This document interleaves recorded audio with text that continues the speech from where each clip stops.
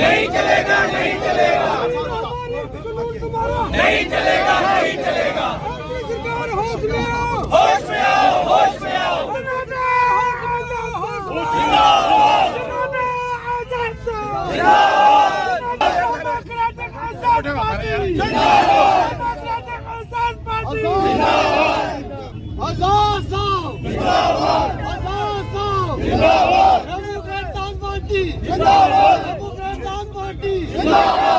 Administration, UT administration, काला कानून, democracy के साथ पार्टी, डेमोक्रेसी के साथ पार्टी, आजाद साहब, आजाद साहब, जो जमीन सरकारी है, जो जमीन सरकारी है, साडा हक, साडा हक, साडा हक, आजाद साहब, आजाद साहब, डेमोक्रेसी के साथ पार्टी। सरकार की क्या मंशा है कि 31 जनवरी से पहले सरकारी जगहों पर कब्जे खाली करवाएं? ऐसा है कि ये सरकार जो बिल्कुल अंधी सरकार है, इन्होंने कुछ दिन पहले एक ऑर्डर पास किया। 3 किस्म की ज़मीनें हैं। एक वो ज़मीनें हैं जो रोशनी के तहत लोगों को वेस्ट की गई, दी गई, और जो एक्ट पास किया असेंबली ने, उस एक्ट के मुताबिक रोशनी का कानून बना। उसके जो नियम थे, उसके जो कायदे कानून के मुताबिक लोगों ने एप्लीकेशन दी, और उस एप्लीकेशन की बुनियाद पर लोगों को ज़मीनें दी गई। लोगों ने कई जगह अपनी खेती बाड़ी करी, कई जगह वहाँ कंस्ट्रक्शन करी, बैंकों से लोन लिए, ये सब कुछ किया उन्होंने। दूसरी ज़मीनें घास चराई की, जिसे घास चराई कहते हैं। अच्छा, वो भी लोगों की म्यूटेशन हो चुकी थी, गर्दौरी हो चुकी थी। 60-60, 70-70 साल से ज़मीनें लोगों के पास थी। और तीसरी किस्म है स्टेट लैंड। स्टेट लैंड पर भी लोगों ने 50 साल से, 60 साल से, 100 साल से वो अपने घर बनाए हुए थे। अब सबसे बड़ी बात ये है कि ये केस जो था, ये एक PIL के अनुसार ये वो हाई कोर्ट में भी गया, और हाई कोर्ट ने कहा कि ये गलत हुआ, खासकर रोशनी के बारे में वो केस जो हाई कोर्ट में गया। लेकिन इसके बाद सरकार ने रिव्यू पिटीशन दायर की हाई कोर्ट में, और ये मामला आज सुप्रीम कोर्ट में भी कल मेंशन हुआ है। तो अगर ये केस सुप्रीम कोर्ट और हाई कोर्ट में गया, तो हम जो डेमोक्रेटिक आज़ाद पार्टी, जो यहाँ हमारे साथ हमारे वाइस चेयरमैन हैं सरूरी साहब, हमारे जनरल सेक्रेटरी हैं सुभाष गुप्ता जी हैं, सलमान निजामी साहब हैं, जुगल किशोर जी प्रोविंशियल प्रेसिडेंट हैं, नरेश गुप्ता जी हैं, विनोद मिश्रा भी यहाँ आए थे, बाकी सब साथी यहाँ आए हैं।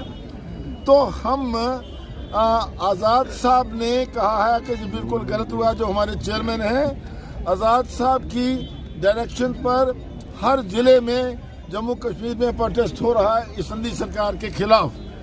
और हम कहते हैं, हमारी ये डिमांड है कि ये कानून जो है गरीबों के बिल्कुल खिलाफ है।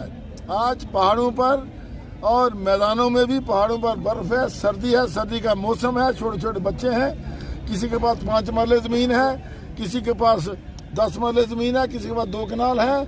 तो इससे कम से कम भी 60 लाख की पॉपुलेशन जो प्रभावित होती है। सर, मंशा क्या लगती है इसके पीछे सरकार की?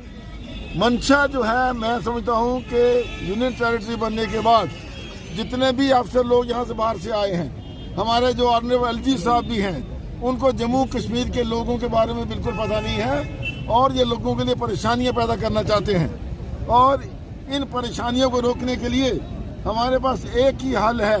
वो हल है जनाब गुलाम नबी आज़ाद साहब, जो डेमोक्रेटिक आज़ाद पार्टी के चेयरमैन हैं। और आपने देखा होगा, जब आज़ाद साहब इस रियासत के मुख्यमंत्री रहे, वज़ीर आला रहे, 2.5 साल में उन्होंने इस रियासत में इनकलाब लाया। और जो रोशनी की स्कीम थी, उनका मंशा ये था कि गरीब लोगों को जो 50-50 साल से काबिज हैं इसके ऊपर, उनको सस्ते दामों पर ज़मीन दे दी जाए, ताकि वो अपना गुजारा कर सकें, अपने मकान बना सकें। और सबसे बड़ी बात ये कहना चाहता हूँ मैं कि इसी ज़मीन पर कुछ लोगों ने बैंकों के कर्जे लिए और जो इंदिरा आवास योजना या दूसरी योजनाएं थी वो भी बिल्कुल फेल हो गई, क्योंकि क्या सेंटिमेंट है जो आगे भी जारी रहेगी इस तरह की? रिजाइनमेंट बिल्कुल जारी रहेगी, हमारी स्ट्रगल जारी रहेगी जब तक ऑर्डर वापस नहीं किया जाता। सुंजमा में गुलाम नबी आजाद के दोनों भाई निसार शहजाद और शहजाद आजाद के पास 6 कनाल और 4 नेताओं के नाम भी सामने आए हैं कल सामने आए। मैं जवाब देता हूँ, लिस्ट जो है वो जारी अब्दुल गनी कोहली का नाम भी सामने आया है। भाइयों के पास जगह है और लोगों की आप बात उठा रहे हैं। मैं इसलिए उठा रहे हैं कि जहाँ तक निसार आजाद और दूसरे भाई का सवाल है, सुनिए, वो उनकी मालकियत है, हमने उसकी तहकीकात की है बाकायदा, और वो उनकी खरीदी हुई जमीन है।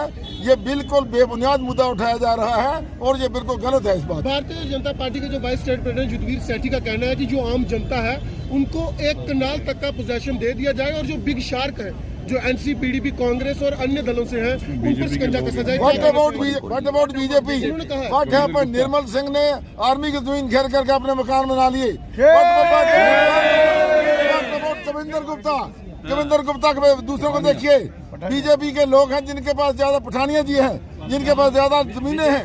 ये बीजेपी का देखिए, ये सब कुछ जो तंग किया जा रहा है ये बीजेपी का इशारा पर हो रहा है, ये बीजेपी की वजह से। सर आज सड़कों पर हैं, क्या देखते हैं, क्या जरूरत पड़ी है सड़कों पर आज? जी, मैं आज यहाँ पर जितना भी अवाम इकट्ठा हुआ है, मैं सबका तहे दिल से शुक्रगुजार हूँ कि इस जेन्युइन मुद्दे पे आज हम सब यहाँ पर एकत्र हुए हैं और प्रोविंशियल टीम और हमारे जो वाइस चेयरपर्सन साहब यहाँ पर पधारे हैं, मैं उनका भी स्वागत करता हूँ। इस जेन्युइन मुद्दे को जो डिस्कशन में लाए हैं, हर जिले में आज ये प्रोटेस्ट हमारे डीएपी का हो रहा है। कठुआ जिला में भी हो रहा है, जहाँ हमारे शिवाज गुप्ता जी हैं, देविंदर सिंह बिंदु जी हैं, मैडम आराधना अंदोत्रा जी हैं, हैदर मलिक जी हैं, सलमान निजामी जी हैं, हमारे गुलाम नरेश गुप्ता जी हैं, सुरूरी साहब हैं, जुगल किशोर जी हैं, चिप साहब हैं, जितने भी हमारे बड़े नेता हमारी सपोर्ट के लिए इस जगह आए हैं, मैं इनका भी शुक्रगुजार करता हूं। और एलजी सरकार को चेताना चाहता हूं कि जो गरीबों के साथ ये अन्याय करने जा रही है बीजेपी के इशारों पे, क्योंकि ये बीजेपी की ही सरकार है, बीजेपी के ही जहां पर यूटी जो है ये हमारे माननीय एचएम हमारे अमित शाह जी इसको गवर्न कर रहे हैं, मोदी साहब कर रहे हैं, ये उनके ही इशारे पे हमारे गरीबों को नुकसान देने के लिए ये एक प्लान बनाया जा रहा है। जैसे चीफ साहब ने आपको पूरा ब्रीफिंग बता दी है, तो हम सब इसी मुद्दे पे आज यहाँ पर सरकार से ये मुतालबा करते हैं कि ये ऑर्डर एविक्शन ऑर्डर को वापस लिया जाए in the welfare of the general public. Sir, क्या देखते हैं कि जम्मू कश्मीर में सरकारी लैंड को इंडस्ट्रियल के लिए बड़े बड़े प्रोजेक्ट्स के लिए दिया जा रहा है और आज एडवाइजर भी खुद घाटी में और कठुआ में पहुंचे। क्या देखते हैं कि लोगों को जमीनों से दूर किया जा रहा है? पता है कि ब्लॉक बरनोटी जो है वो ग्रैब हो चुका है और आउटसाइडर यहाँ पर यूपीकरण और एमपीकरण और ये बिहारीकरण हो रहा है, जो और बाईपास उनको यहाँ पर पोजेशन दिया जा रहा है हजारों कनाल के सिडको और सी कॉप के नाम से, वो हम कतई बर्दाश्त नहीं करेंगे और हम अपने लोगों के साथ छाना बिछाना खड़े हैं। हमें अपनी जान की बाजी भी लगानी पड़ी तो हम पीछे नहीं हटेंगे। तो आपको आज जानकारी दी गई थी कि एडवाइजर जो है वो घाटी में विजिट करेंगे? हाँ जी, ये तो प्लान है ना। देखिए, ये ऑर्गेनाइज्ड लूट हो रही है, आपको इस बात को समझना पड़ेगा और आप पत्रकार बंधुओं को इस बात को उठाना पड़ेगा अपने मीडिया के माध्यम से कि हमारे कठुआ में जो हमारा जो एटमॉस्फेयर चेंज हो रहा है, इसका जो बाहर से लोगों को बसाने का ये काम हो रहा है, ये मात्र 4 जिलों में ज्यादा हो रहा है। मैं इसका सख्त लफ्जों में क्या आने वाले दिनों में बाहरी लोगों के लिए भी कोई मुहिम छेड़ेगी आपकी डीएपी, जिस तरह आपने कहा? कहा हम अपने लोगों के हकों के लिए अपनी जान भी दे सकते हैं। आज का जो प्रोटेस्ट है ये डीएपी की तरफ से यहाँ पर जो प्रोटेस्ट किया जा रहा है, ये हम उस ऑर्डर के खिलाफ कर रहे हैं जो इस सरकार ने, यूटी गवर्नमेंट ने निकाला है, जिसके तहत लोगों से जो 70 साल से 50 साल से लोग काश्त कर रहे थे, उन्होंने अपनी बंजर भूमि बना को अच्छा एग्रीकल्चर बना के लोगों ने अपनी रोजी रोटी का सोर्स बनाया था। उससे सरकार जिस ढंग से उनको एविक्शन कर रही है, हम उसके खिलाफ आज प्रदर्शन कर रहे हैं। हमारे जो चीफ मिनिस्टर थे आजाद साहब, उन्होंने अपने समय में लोगों को देखते हुए, संविदा को देखते हुए, गरीबों के लिए, किसानों के लिए उन्होंने एक रोशनी एक्ट लाया और रोशनी एक्ट के तहत लोगों को मालकी के हकूक दिए। बड़ा अफसोस की बात है इस सरकार ने वो एक्ट खत्म कर दिया। हम दोबारा यही कहते हैं, हमारे आजाद साहब जो नेता हैं उनकी यही सोच है कि आने वाले समय में जब हमारी सरकार बनेगी यहाँ पर हम दोबारा रोशनी एक्ट को बहाल करेंगे और लोगों के हक के लिए जो ये प्रदर्शन है लोगों के हक के लिए है। हम सब मिलके लोगों के लिए लड़ाई करेंगे और सरकार से यही कहना चाहते हैं आज कि ये जो प्रदर्शन हर जिले में हो रहा है और हम आगे भी जारी रखेंगे जब तक इस आर्डर को आप रिवोक नहीं करते, वापस नहीं लेते।